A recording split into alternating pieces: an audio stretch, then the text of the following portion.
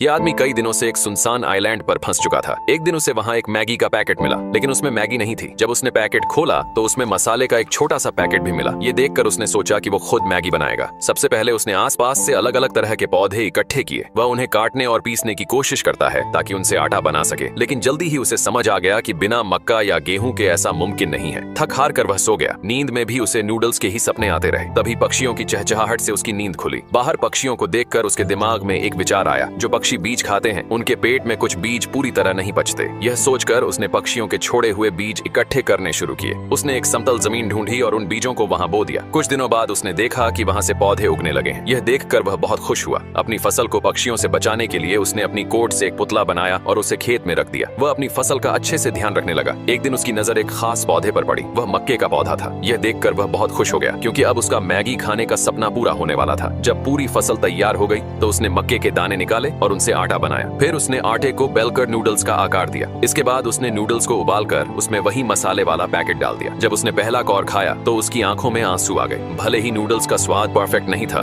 लेकिन उसमें उसकी मेहनत और जिंदा रहने की जिद झलक रही थी।